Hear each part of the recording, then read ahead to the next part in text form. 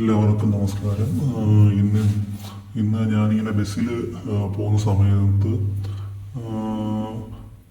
ഞാൻ സാധാരണ ഇപ്പം ഒരു 6 മാസമായിട്ട് പേയ്മെൻറ്റ് ചെയ്യുന്ന നമ്മുടെ ബസ് ടിക്കറ്റ് എടുക്കുന്നതെന്ന് പറഞ്ഞു കഴിഞ്ഞാൽ UPI വഴിയാണ്. അപ്പം പലർക്കും ഇതിനെപ്പറ്റി അറിവില്ലെന്നുള്ളത് മനസ്സിലായി. അപ്പം അതിനെപ്പറ്റി ഒരു വീഡിയോ ഇടാൻ വേണ്ടിയാണ് ഞാനിപ്പോൾ ഇന്ന് നിങ്ങളുടെ മുമ്പിൽ വന്നിരിക്കുന്നത്. അപ്പം നമുക്ക് ഇപ്പം എല്ലാ KSRTC ബസ്സിലും നമ്മളിപ്പം ടിക്കറ്റ് പൈസ കൊടുക്കണമെന്ന് തന്നെ ഇല്ല. നമുക്ക് UPI ഉപയോഗിച്ച് ഏത് UPI ഉപയോഗിച്ചാണെങ്കിലും നമുക്ക് പേയ്മെൻറ്റ് ചെയ്യാൻ പറ്റും. അപ്പം അതിന് ജസ്റ്റ് നമ്മൾ ടിക്കറ്റ് എടുക്കുന്നതിന് മുമ്പ് കണ്ടക്ടർ സാറിനോട് പറയണം, സാറേ ഇങ്ങനെ നമ്മൾ UPI വഴിയാണ് പേയ്മെൻറ്റ് തരാൻ ഉദ്ദേശിക്കുന്നതെന്ന് പറയും. അപ്പം സാർ അത് ആ ഓപ്ഷൻ ഇടും. അപ്പം സാർ UPI വെച്ചിട്ട് തന്നെ നമുക്ക് അപ്പോൾ UPI പറയുമ്പോഴത്തേക്ക് UPI വെച്ചിട്ട് തന്നെ QR കോഡ് വരണം, സാറ് റെഡിയാക്കി തരും.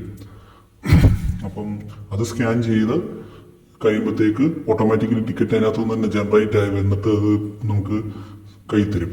അപ്പം അത് ഭയങ്കര ഒരു യൂസ്ഫുൾ ആയിട്ടുള്ള സംഭവം. ഇപ്പം എല്ലാവരും പൈസ കൊണ്ട് നടക്കേണ്ട കേസില്ല, അതേപോലെ തന്നെ ചില്ലറയുടെ പ്രശ്നം, അങ്ങനത്തെ കുറേ കാര്യങ്ങളിൽ നമുക്കിപ്പം അതിനകത്തുനിന്ന് രക്ഷപ്പെടാൻ പറ്റും.